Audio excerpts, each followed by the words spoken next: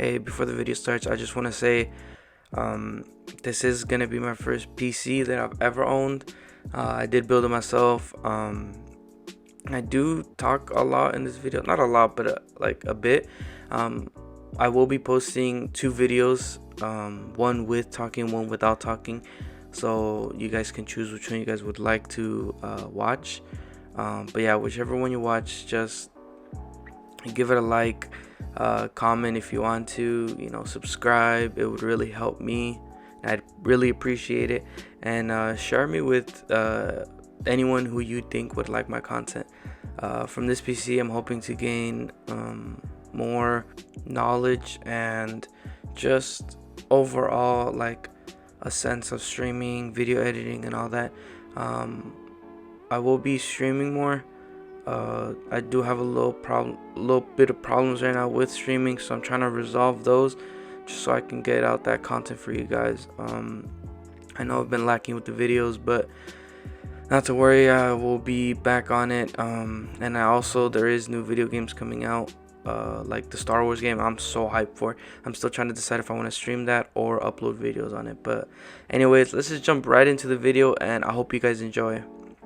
I'll catch you in the next one. Peace. Starting the build with the motherboard. So the motherboard I got was the ProRZ790 Creator Wi-Fi. This is a creator motherboard that really allows me to like tap into my PC's full power to use for video editing and as well as streaming. It does allow my computer to get faster Wi-Fi speeds if I can get them, obviously. Which I am trying to get because I'm trying to bring you guys the best stream I can. But besides that, I just thought the motherboard as well looked really nice with little like brownish golden like accents it has. You can see right there. I thought this motherboard was really beautiful, and it also has a lot of SSD slots. I think it has two more than what regular motherboards have. So that was a plus because I knew I needed more storage for like the videos and the videos I used to edit and stuff like that. And you can see right here all the things that it has. So the extra things that it actually has is those two right there, the Ethernet cables. It allows for 2.5 gigabit speeds or up to 10 gigabit per second speeds. And it also has Type C ports for monitors, I believe. And it also has more USB ports and stuff like that if I need to plug in more stuff. So the next part of this PC build is going to be one of the most important parts of a build. It's going to be the CPU, which is basically the brains of the PC, some call it. And I decided to go with the i9-13900K. Obviously, Team Intel is what I went with. So this is a high-end CPU. It is mostly for like a workstation type of PC, but it, as well as the creator motherboard, it works perfectly fine running games. It is one of the top CPUs out. I'd probably say like top 5, maybe top 3, but somewhere in the top 5s of all time, I guess you can say. But yeah, there's just me just showing it to you guys. It's so small, but like it was one of the most expensive things in this build, besides obviously the GPU, but we'll get into that later. And for this, this is the scariest part for me, or it was the scariest part for me, because if you mess up the CPU, since it is kind of expensive, buying another one would be a little hard, especially because they were kind of hard to get. I had to wait for mine to get to me, and it took a while, but you just see me there putting it in really carefully.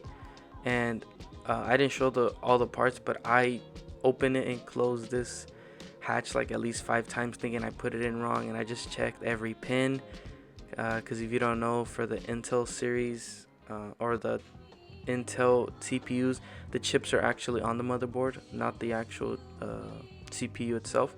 So I would check if I bent any of the pins or not, and it was really scary, to be honest. It was the most stressful part of building this PC, but I did put it in right, and everything went smoothly for putting in the CPU. Let's move on to the next part. So the next part of the build is internal storage, and for this I went with 2 terabytes of 980 Pro from Samsung, because these are one of the fastest SSDs on the market right now, and I thought I needed at least 4 terabytes because I saw that 2 to 6 was recommended for content creators, so I just went in the middle with 4, you know. Plus these are pretty easy to set up. They're way better than setting up SATA, I forgot what they're called, the big clunky discs that they used to use. They're both pretty easy setup, but I say these are easier to set up, and these are really small. You can see right there when I show you guys, they're like it looks like a stick of gum, to be honest, but you just see me putting or unscrewing all the screws.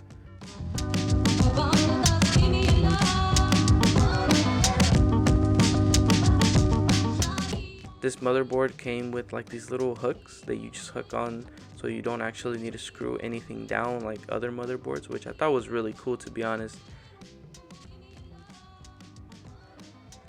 And then I took off the heatsink, which is just to like make it cool when it gets hot, because these do get hot. I didn't think these would get hot, but they do. And you just see me putting in the second one.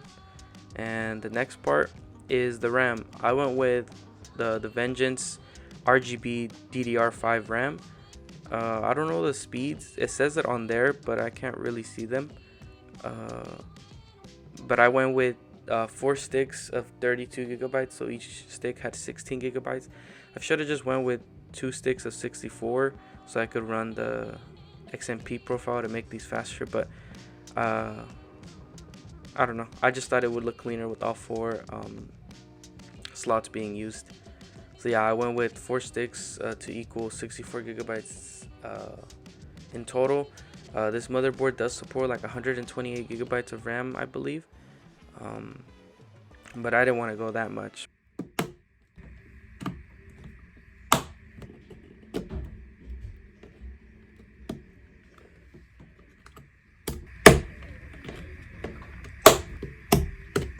And right there's a little satisfying peel for you guys.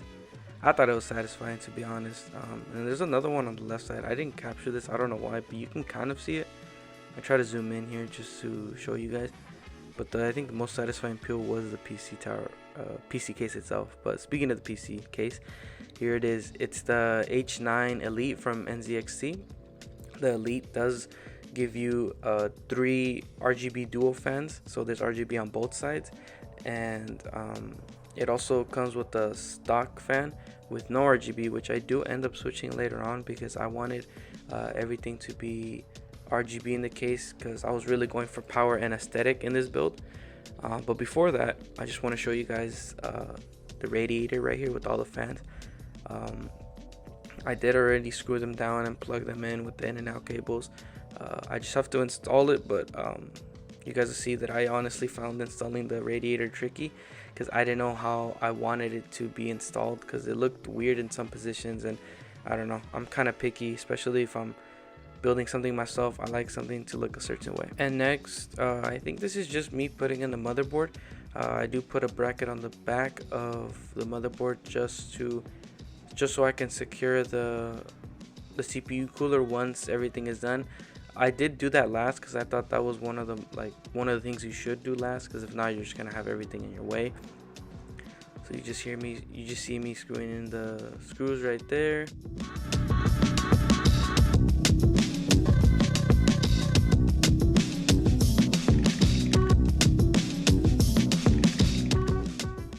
And this is how the PC looked at some point. I did end up changing a lot. Not a lot, I'd say I only ended up changing the radiator. You see that I have 3 fans on the bottom. That's still how I have it today. The thing is, the fanning orientation for the bottom is different. The 2 first on the left are the same way, but the right one is flipped the other way, so it can pull out hot air. as well as the radiator. I did move it to the right side of the PC because I thought it just looked much cleaner. I'll show you guys at the end, but here's the back. Here's all the cables look like for the RGB and stuff. And the controller I was talking about is right there. So that only comes with the H9 Elite case. You see on the right, that fan, that's actually the power supply. That's what brings power to the whole PC. I don't have the PCU cables in yet because I thought that was just gonna cause much more of a clutter than it already is, because look at all the wiring I had to do for just the fans itself. That wasn't even for like the case buttons and all that. But for this one, I show you the Lee and Lee streamers. This is just power cables for the motherboard and the GPU. It basically just brings power to them, but it also makes it look really nice because it does have RGB. And like I said, I was going for aesthetic in this build, so I did get those just to make my setup look a little better and not just have plain cables going from the back to the motherboard and the back to the GPU. And there you go, you see that I did install the motherboard Lee and Lee streamers, and I did install from the back the GPU Lee and Lee streamers. The thing is, I do this GPU last. As well as you see, I have all of my fans connected now. The only thing is that I do move my radiator later on. Oh no, I already moved my radiator. I thought I did that later on, but no, I already moved it to the right side, as you can see. So I have 3 fans on top, 3 fans on the bottom, 1 on the left that I did change because I don't want that stock fan, and then my radiator on the right. And right here you just see me installing the actual CPU cooler with the LCD screen from NZXT as well. So shout out to NZXT because honestly they have some really good products. I haven't seen a lot of many LCD screen CPU coolers like that, and it just brings like a personality or a characteristic to your actual PC because you can put whatever you want on the LCD screen. I thought that was cool. You guys will see how it looks like later on in the video.